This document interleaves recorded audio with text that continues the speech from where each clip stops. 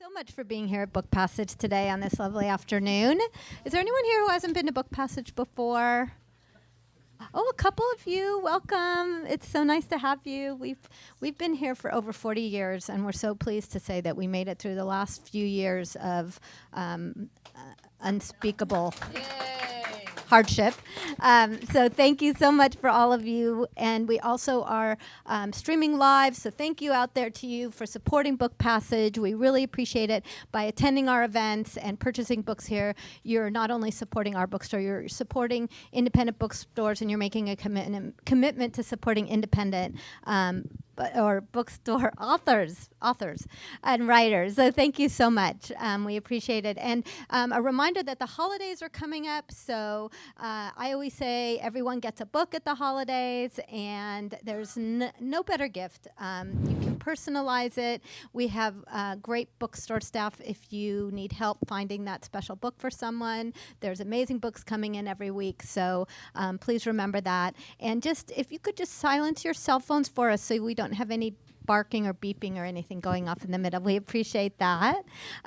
So we are so fortunate today. I love when She Writes Press comes because they're just, first of all, they're always amazing, wonderful women. So I love that. And I love that what She Writes Press stands for, what they do. And so Book Passage is so supportive, and we're so happy to be able to have the panels here, to have the authors come and do their book launches here. And Betsy Fasbinder is going to moderate, and she has done all of her book debuts here. So she is a true friend, and we really appreciate her. And I'm going to turn it over, and I hope you all enjoy our discussion.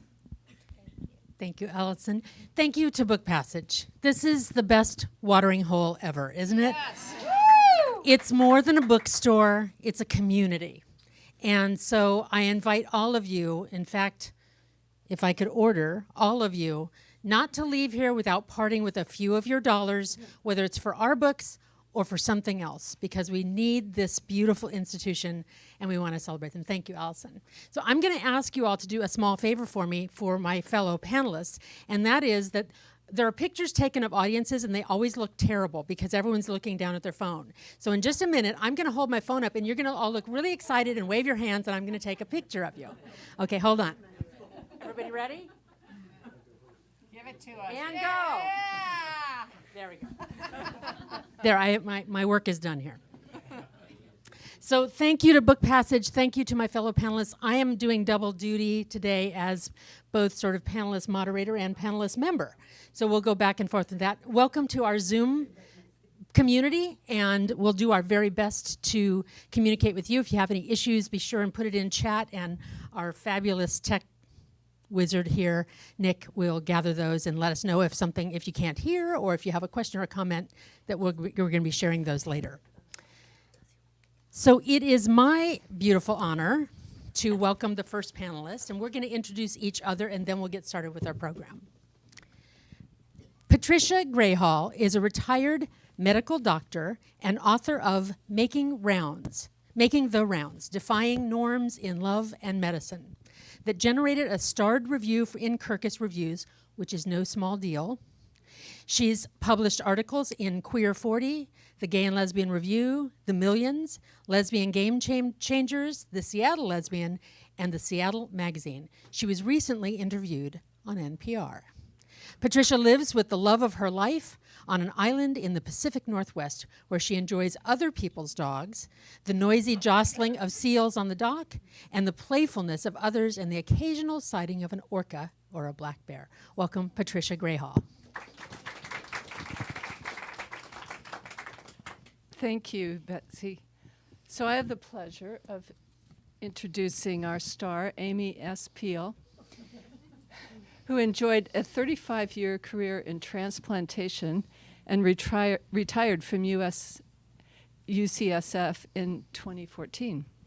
Her medical mystery series includes Cut, Match, and Hold, which was released just last month. Cut and Match have already garnered numerous awards, and Hold is poised for the same. This organ transplant mystery series reflects her knowledge of and passion for organ donation and transplant issues, in a suspenseful yet humorous story set right here in the Bay Area. Though the story's heroines take us on some mad adventures from Chicago to Miami to Cuba. The books have been called page-turners and mysteries with a mission and a side of humor. Amy loves comedy and improv and graduated from Chicago's famed Second City Players Workshop in 1985. In addition to killing people she didn't like at work in her mysteries and using their organs for transplant, she enjoys yoga and meditation. Thank you, Patricia. Thank you so Amy. much. Thank you. And I get to introduce our fabulous Linda Moore to my right, who just jetted in from Kauai. That's right. She's kind of a big deal. And she is a recovering gallery owner, a world traveler, and a survivor of many nonprofit boards. In her debut novel, Attribution, art history graduate student Kate Adamson finds a hidden painting she believes is a Baroque masterpiece. Attribution has won awards and been named a bestseller in several venues. Welcome, Linda. Thank you. Thank you, Amy. Can you all hear me? Because you won't want to miss this. This is Betsy's introduction. Betsy Graziani Fasbinder's career path can be, at first, appear that she has trouble making up her mind. Teacher, psychotherapist, public speaking coach, writing coach, author, and podcast host. But in truth, all of these have something important in common. All are about telling or helping others tell their stories, lived or imagined. She believes storytelling is a unique human quality, and sharing stories builds connection and empathy. Today, she's here to celebrate her next chapters in her memoir, Filling Her Shoes, a memoir of an inherited family, and her role as host of the Morning Glory project, Stories of Determination. Welcome, Betsy. Man, we're kind of impressive. I'm just going to say right now. And old. Well, in keeping with that's a relative thing. That's what we're really here to talk about. We have a few things in common on this panel. Not only are we women and authors of She Writes Press, but we all have some aspect of healthcare in our past professions. Our combined age is 279 years. I'm not going to give you our combined weight. That was vetoed. And for us, writing is part of our next chapter. And what we mean by that is we all have our careers and our families and those things. But sometimes we ask ourselves what's next. And whatever stage of life you're in, whether you're still raising children and young in your careers, or whether you are retired or retiring, thinking about what gives you meaning, what occupies you, what keeps you curious, what keeps you living and alive, in not only the literal sense, but in the spiritual sense as well. So every stage of life has an opportunity for this meaning. And for some people, the job is an obstacle to that. It's a distraction. And for others, the job itself has great meaning. So we are here to talk about our next chapters. And for us, these are books. Storytelling is meaning-making to us, and it's a way of connecting to others. So I invite you to listen in to our chat. We're going to chat amongst ourselves for a few moments, and I invite you to listen in. If you have questions, kind of think them up and hold them in your mind. Those on Zoom, if you want to write them into chat, we'll answer them. And we're going to have Q&A after for a little while, so we'll welcome your questions and comments, and maybe to hear a little bit about your next chapter.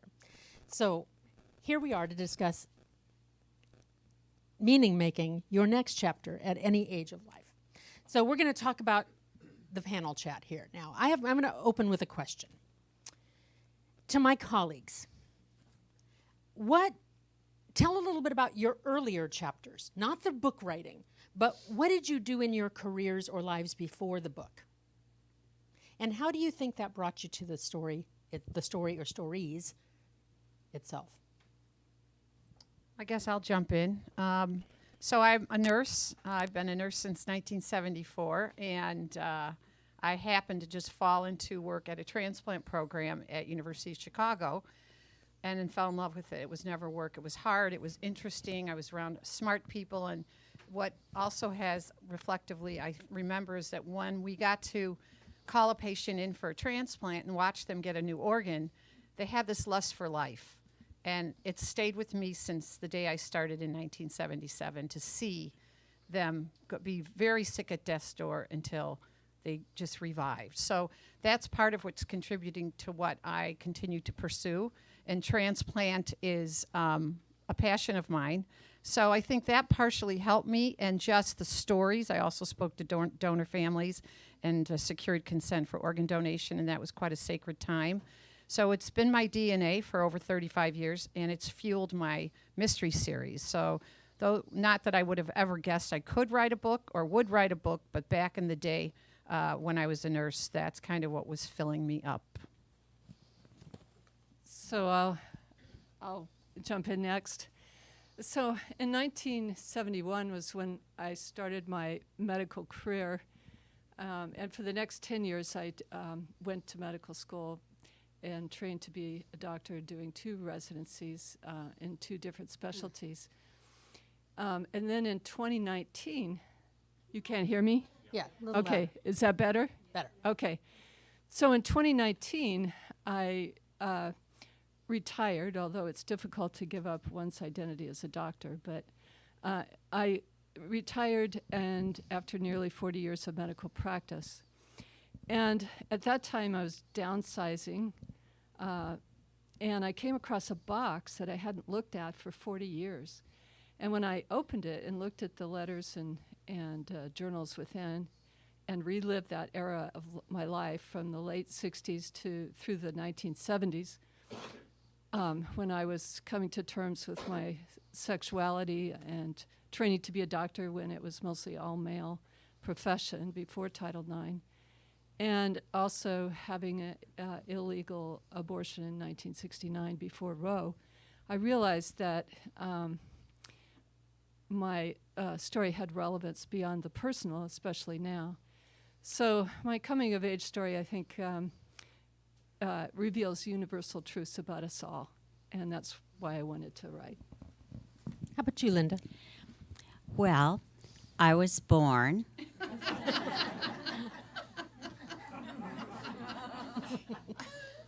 And here I am.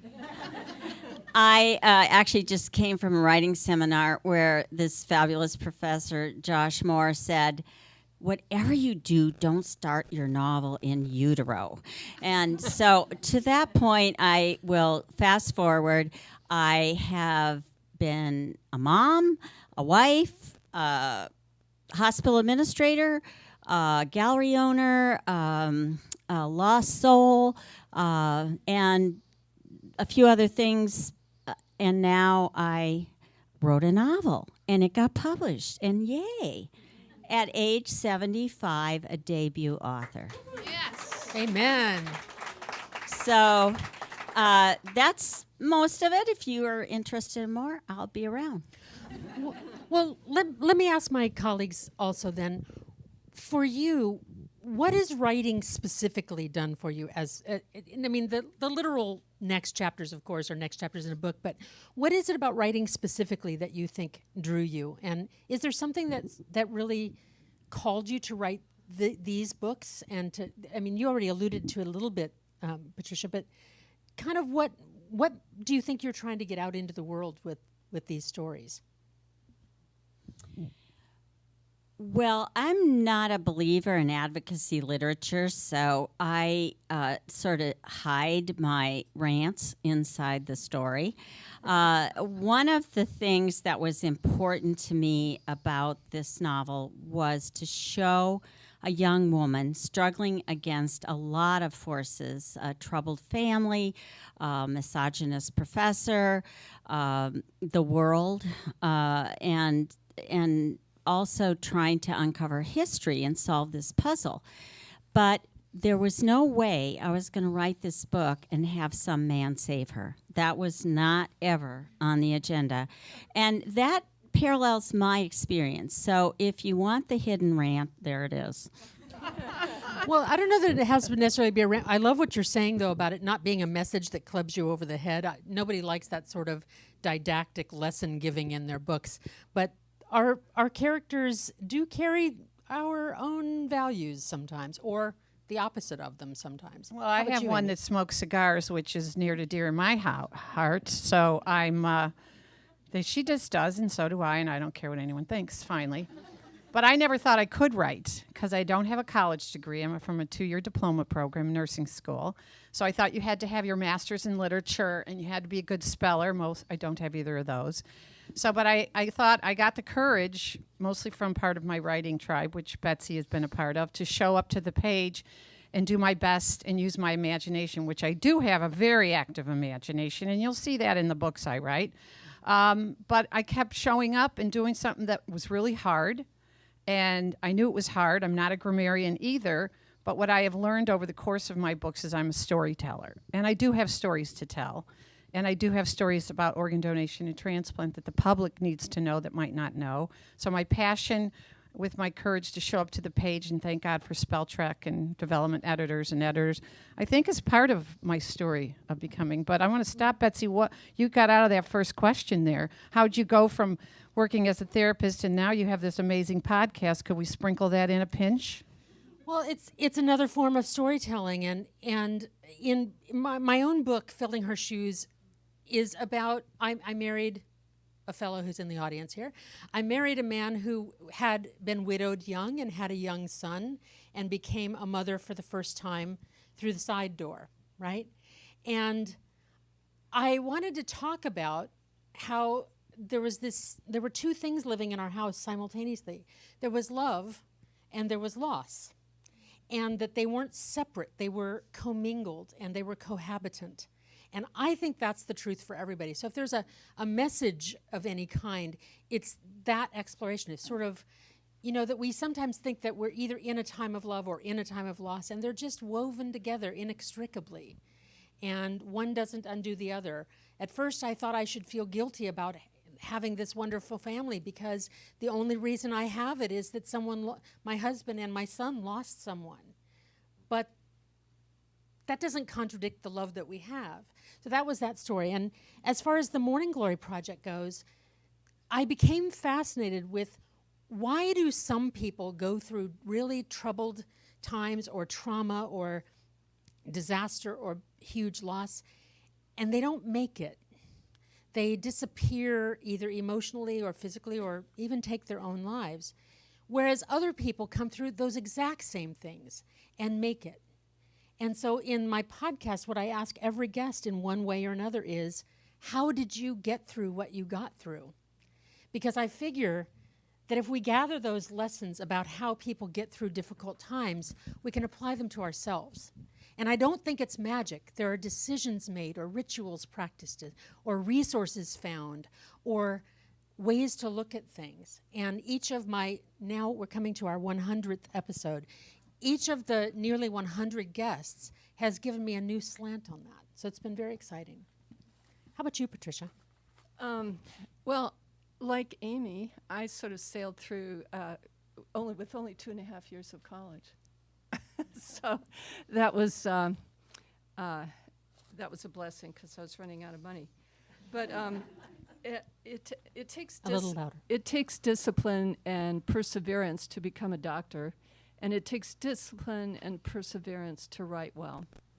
And it was really my personal experiences rather than my professional experiences that drew me to writing. Because throughout my medical training and most of my career as a doctor, I've had to hide my personal life. I've shied away from discussions with my colleagues about my personal life, my partner, using pronoun they instead of she, and also, of course, not discussing it with patients. And in fact, I mean, women who love women have throughout history had to hide. They've often written their diaries in code. They have burned their letters in journals. And I realized that that it was important to well, let me backtrack a little bit. Women who love women have overcome multiple systems of oppression to lead amazing lives. And I felt it was important to document our stories and you know, our history so that we can become part of a more complete history of humanity. And so, as Brené Brown has said, you know, one day you'll write the story of what you went through and it'll be someone else's survival guide. And so I decided that I'm not going to burn these journals and letters. I'm going to write my story and of how I overcame what I did and thrived. Nice. Well, you know, that puts me in mind of something. After the 2016 election, which I will not discuss at all, after the 2016 election, Amy and I and others, about 1 million others, went to Washington, D.C. To voice our opinions. And I spent a day in the Library of Congress where I had never been. And it occurred to me that for the first 240 plus years of our history, most of the stories in that Library of Congress are written by men. And there's nothing wrong with that. I like guys. I'm the mother of sons. I like them fine. But it seemed, I started thinking about all the women in history whose everyday lives or fantasies or dreams or imagined stories weren't recorded and published. That they might have scribbled them in their own journals and burned them, or simply that they never saw the light of day. And to have She Writes Press and to my fellow writers there have their books there is a really exciting thing. That future generations are going to know what our lived and imagined stories were like in this generation. Kind of cool, huh? Mm-hmm. So what did you expect this phase of your life would be? If none of us really planned on writing books, what did you think it was going to be? There was no plan. I was thinking, somebody was asking me today, I'm so happy that 2 of my roommates from when I lived in Madrid are here. We went a year abroad to the University of Madrid during Franco's time. It was something. And I was recalling back to those days, and I didn't have a plan then either. I guess it's just bumble along. But I studied political science, never once in my head asked, what will I do with this? And I didn't have a lot of money, so you'd think I would have been worried about where I would work or what I would do. It turned out that I got a lot of skills that were useful, including speaking Spanish. So I ended up translating in a hospital, and fast forward, became a hospital administrator and got a master's degree in that. And then I collected other master's degrees, and I think I'm only good 10 years at anything. So writing, actually, I have done it the longest when I look back, because I actually started writing, thinking seriously in 2006. And I didn't really ever say, I want to write books, I want to be a novelist. I just kind of, went with the flow. And I guess that's okay, because writing has been its own discovery journey of, number one, how hard it is. The most important quality is not brilliance or talent or any of creativity. It is perseverance. And it really has brought me around to, if you want to achieve success in life, there's one big message: don't quit. Mm-hmm. Keep at it. And when you get messages that say, you can't do it, you're too old, you're too this, you're that, or whatever, you just gotta, turn off your now hearing aid, but anyway, and go forward and keep going. So it's sort of amazing to me that I got here. And you're here and you wrote a fabulous book, by the way. It's really beautifully written. I started reading in it. It's pretty cool. Did you fall asleep? No, I did not at all. Okay, good. So, Amy, what did you think you were going to be doing at this phase in your life? Yeah, that's a real good one. Since I didn't plan anything anyway, I was hoping not to be arrested. Let's put it there. I hail from Chicago. It's my hometown. I'm a nurse. That was what I showed up with when I moved to California. And I had no idea I could write a book. But what I was curious about is we were doing, 3 of my friends and I did The Artist's Way with Julia Cameron, and writing kept coming up. And I'm like, hi, I'm not a writer. So it kept coming up because you make these fast lists when you're doing The Artist's Way. So I went to college in Marin and I said, I'll take a creative writing class. Oh my God, I fell in love with the people in the class. And then there happens to be this really great bookstore in Corte Madera called Book Passage, and I started coming here for listening to our other authors, thinking, oh, I'm never going to be able to do that. But I really like going and reading books, and that was helpful. And then I took workshops, and I thought mystery, and I do like, there's some people I really don't like, so I figured out I could kill them in fiction, and it was really good for my psyche. It's very cathartic, and you could destroy it and burn it if you want.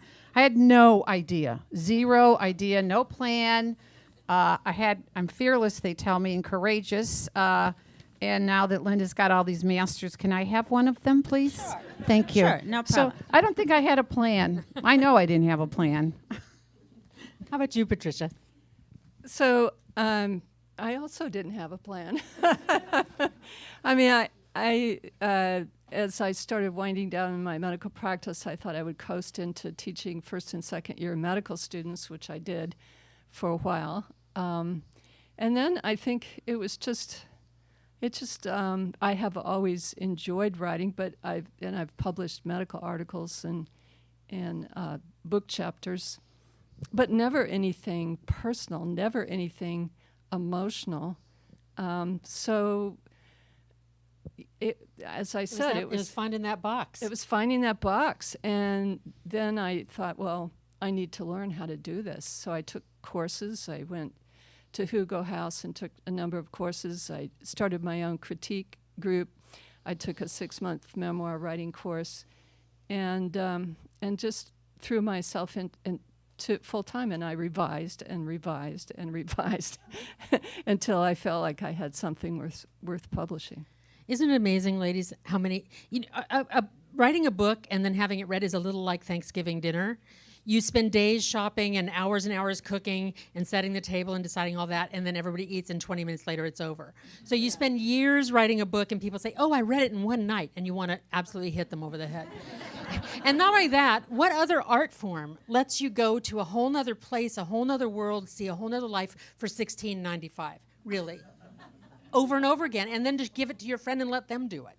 So it's kind of amazing. Well, I'm different than the 3 of you. I did sort of have a plan, but I had a plan from when I was 10 years old, when I read A Tree Grows in Brooklyn.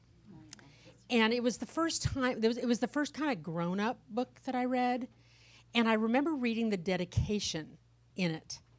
And so I decided at that moment I was going to write books. Now, I went 100 different directions before I eventually did that. But I decided I was going to write books and that I was going to write the dedication first. So I got a piece of parchment paper and I used 10-year-old version of calligraphy and I wrote, "To my mom, who I love so much." And I took tea and I stained the page. Remember how we used to do that? And I got a match and burned the edges and then I rolled it into like a diploma and tied it with a black thing. Why it would be a diploma is beyond me now. And I gave it to my mom for Christmas. And she looked at me like she had no idea what the hell that was. And because ours was a house, neither of my parents went to high school. And we had the set of Encyclopedia Britannica, but we didn't have the S because that was a double volume and we didn't have enough money that month to buy 2 books. So ours was not a literary house. And yet when I read those books, I knew something. I knew that there was something in books for me. And so I became a lifelong reader. and only in my 50s did I think of publishing anything that I wrote. So I'm a little different than you, but perhaps not so different either. Yeah, but now you're a podcast gal. So come on, that was way out of your, Well, I think part of it, and I'm detecting another thing about the four of us, which is I want to be learning until the minute I exit the planet. I want to die curious about everything in this life and then what comes next. So curiosity, in addition to perseverance, I think is an attribute. So let me ask you one last question, then we'll sort of ask our audience for interaction, and that is, now that you have books out in the world, and whether for your pre-readers or the people that purchase your book, what have been the surprises? Have there been any surprises for being an author or surprise reactions to your stories? Do you want to start? So, especially after COVID, I remembered that I like people. And I mean this in the most Funny, I learned how I didn't profound like some of way.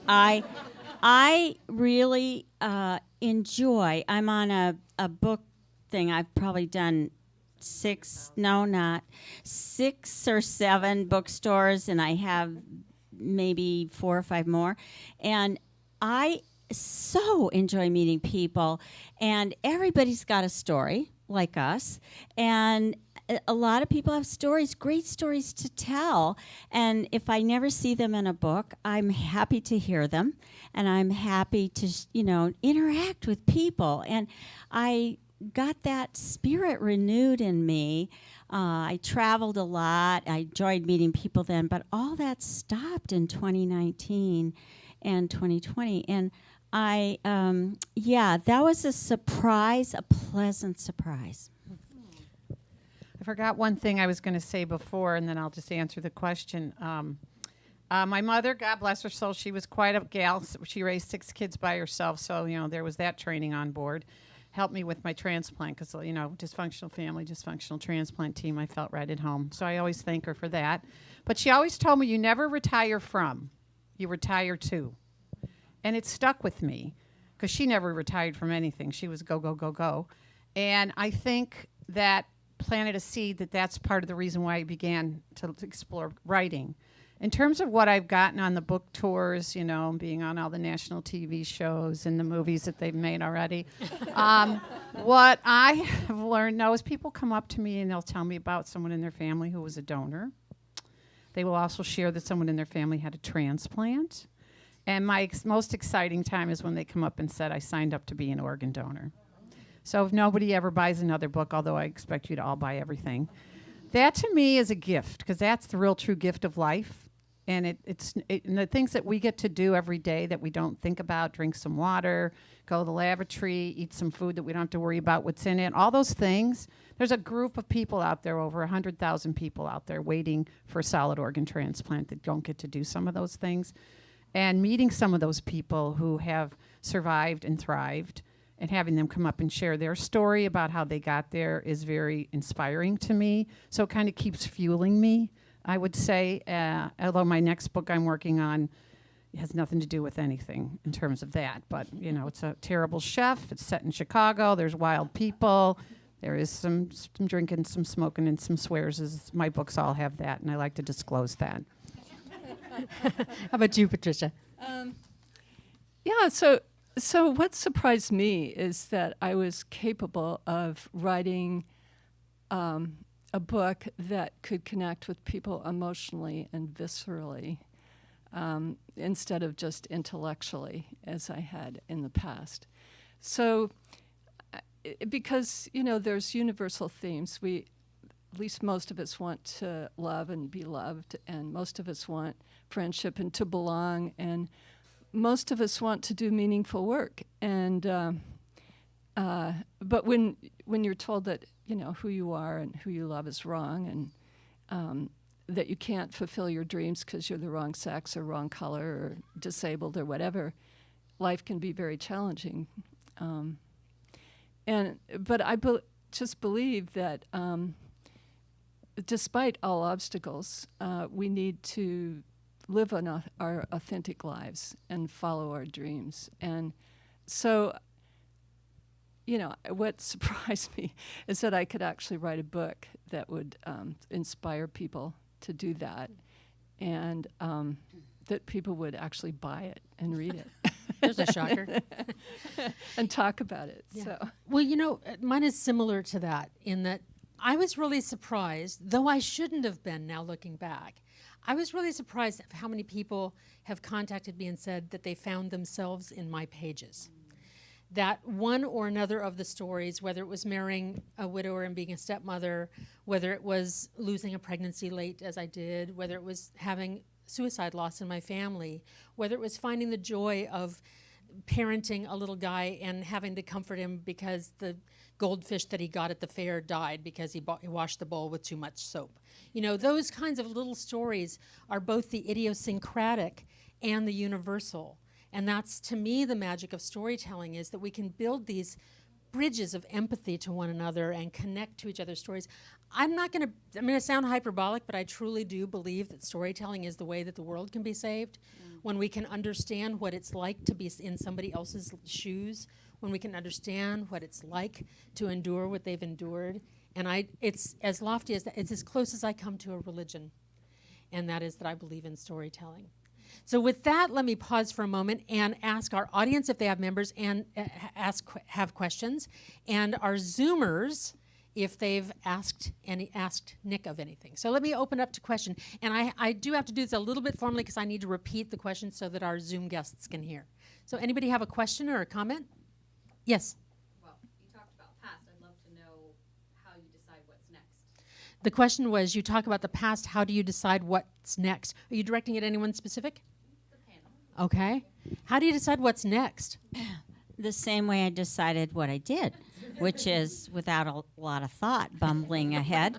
I actually am on deadline to finish my next novel, which is called 5 Days in Bogota. And it's a book about a young widow who is a gallery owner, and she has 2 kids and no money. So she is told if she goes to this art fair in Bogota, she will meet wealthy collectors. It's the early 90s, and what could go wrong? So that I will appear in 2024, hopefully spring, and I'm looking forward to maybe being back here and telling you all about that. So that's definitely on the list, and yeah, that's it. For me, when I finished my first mystery and came back to my watering hole here, I got a literary agent, Kimberly Cameron, and she said, finish your series, which she writes press, and write me a rom-com. Now, at the time, I'm like, sure. I'm thinking, what is a rom-com? I don't know. So, romantic comedy, for those of you who don't know, I learned. So I'm working on a very fun romantic comedy. It's a lot of food because my agent, my development editor, took a lot of food out of my books because she said I kept writing about too much food. Clearly, I like to eat. My daughter, Gracie's a fabulous cook, so and the rest of my family does by self-defense, cooks at the house, so I'm real clear on what I'm not strong at. But I can write a really bad caterer. I know how to do that. So I'm working on the book. It's very fun and light, and I have some silly characters. And so that's what's next, and just enjoying this part of the journey, because writing the book is a solo act. You're by yourself writing and editing. To come out and share how we kind of got where we were and maybe where we're going is a gift. And I thank you for coming here to listen about all of this. But just using my imagination, showing up and being grateful for every day I get to get out of bed and that I get to breathe and that I get to have a great family and a husband who love me and support me, and close friends who are very important to me. My bunco girls, my water gym girls, my nursing school friends, even my kindergarten friends. That to me. Can you tell who the extrovert is on the panel? What are you talking about? So, friendships are the theme of my books and continue to be because I value them so much. Well, let me just say something about that. Amy's talked a lot about transplant, but what's at the core of her story also is that it's a pair of women that are friends through all 3 books. And they don't fight each other, and they don't compete and sleep with each other's boyfriends or cheat or girlfriends for that matter. They don't do that stuff that so many stories, have them do, and it's really a fun. It's a buddy story Yeah, it in is a a lot of buddy ways. story. How about you, Patricia? How do you decide what's next?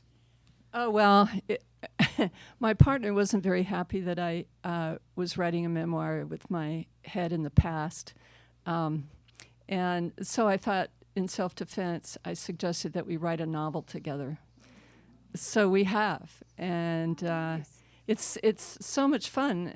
The memoir was a little bit hard work, but writing a novel was a lot of fun. So over a glass of wine, we'd sit there and talk about our characters and argue about whether they would do this or that. And we put together a novel that's now sitting with a publisher. So we'll see what happens. It doesn't have a name yet. Nice. Well, and mine's a little bit different in that because I've been doing the Morning Glory Project for a while, it was called a project because it was really kind of me trying to understand. I was learning. And so I've been assembling the lessons that I've learned from those 100 guests. And my goal is to do a TEDx talk with those because there have been some ideas, some themes that have arisen that surprised me from my guests. And so that's one of my next things. So I think that like you, I have a flashlight and it only shows me just a little bit of the path. I take a step and then I get to take another. And that's the next step for me. So other questions? Yeah. So from online, is there a downside to becoming an author, or is it all a bright new world? So the question for those who might not have heard it is there a downside to become an author, or is it just a bright new world? Well, I'm going to tell you the one big downside, and then I'll let my colleagues chime in too. It's expensive. And that's a big fat bummer. It's expensive to be an author because when you pay $16.95 or $18.95 for your book, it represents years and years and years of that author's life and classes and editing and proofreaders and cover designers and all of the things that go into that. And I wish it weren't. I think that it should be more accessible. And I think that modern technology is making that more and more the case. But that's the one bummer for me. How about you, ladies? Well, for me, having written memoir, I wrote about a period of my life where I was flawed and complicated, and it's a slice of my life where I was a very different person than I am now, and so I was it was scary to think I'm putting all my personal business out there for everyone to read, even some sex. In fact, just before my book went to print, I called up the editor and said, I need to take out all the sex scenes. Sorry, I just can't have those in there. And I guess fortunately she said, absolutely not. It'll wreck the story. So now that makes us all want to read it even more. So, but yeah, I think that's the thing. Just being so vulnerable in that way, putting the story of your life out there is scary. And then I realized, people will bring to the book their own experiences, their own biases, and it's now a piece of art separate from me. So. Amy? I would say, I wrote a memoir in 2009, which was scary because my family told me not to, some of them. It's called Aunt Mary's Guide to Raising Children the Old-Fashioned Way. Now, my great Aunt Mary did all the brothel during the Depression, and, everyone has to make a living, so there you go. And with the 6 kids, we would go to the Lake Wawasee every summer, so I wrote about some of those stories. So that was hard, but I'm glad that I did it because it kind of broke me into, and I was mentored by Brooke Warner, who hadn't started She Writes Press at the time. She was my book coach. And then the other piece, though, I think just writing a book and getting it out there is that fine line between trying to pump your chest and say, look I wrote a book, buy it, to here's my story. If you like it, that's why I do the disclosures. There's swears and there's some alcohol and there's some sex. And some people don't like those, so I say, you might not want my book. There's always other books out there a lot cleaner than mine. And it's not gratuitous. But I think it's hard to go out and market a lot. It's not cheap, as you said.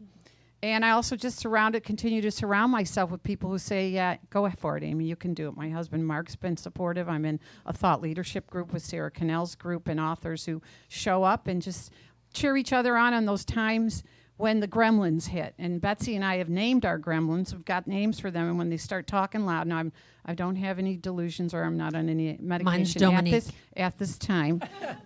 But mine's Ursula. And when I just thought, what am I thinking? Who do I think I am? I can't write this book. What were you thinking?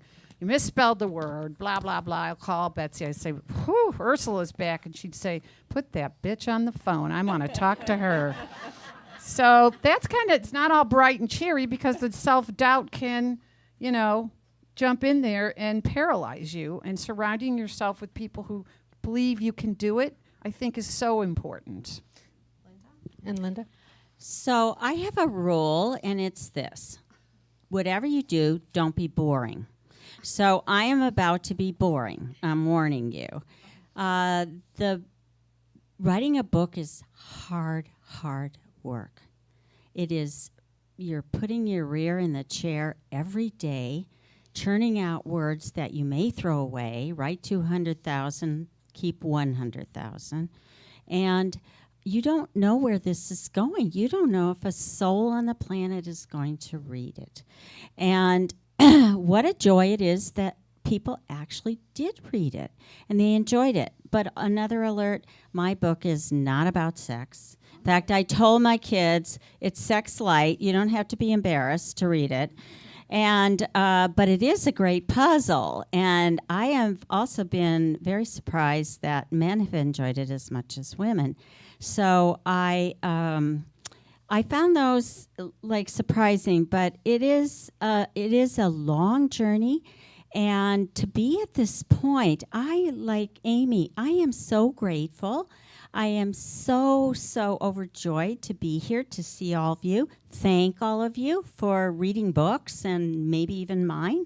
And it's good to be alive. Yay.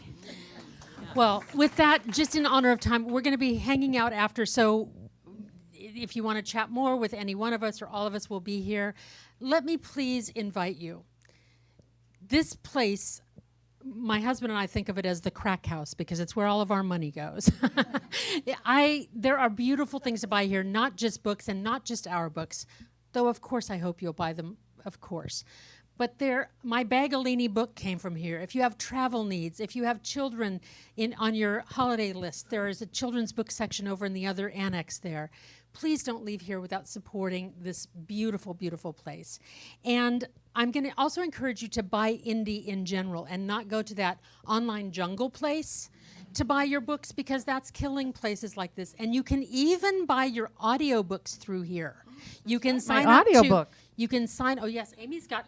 Her whole series is on audio, and one of my books is on audio. Oh, so you can find many of our books on audio. I have no But idea. if you sign up instead of signing up for Audible, which belongs to that jungle place, you can sign up for Libro.fm. And that means that when you buy an audiobook, this place gets your dough.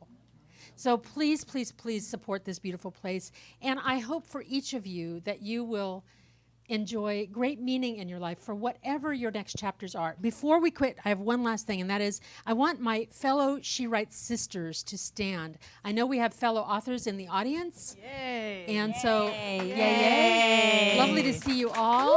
Woo! To celebrate you, another group of stories that are in the Library of Congress representing this era of women. Hey, that's So, one thing and I with want to the- thank also Mark Schatz for baking fabulous cookies, assembling trays of good food. And so there is food and wine and other drinks. I hope you'll linger. We'll be up here to sign books that must be bought over at the register before we sign them. And thank you so much. And thank you to our Zoom community for being part of it too. Thank you guys so much. This is delightful. I love it. I always learn so much whenever you guys are here. So what we're going to do is we're going to reset this stage here, put a long table so they can sign. So if you guys will just be patient for a few minutes, go buy Go your get a books, little wine, and then go get a we'll little sign. water. Grab a glass of wine. Snackers. Okay.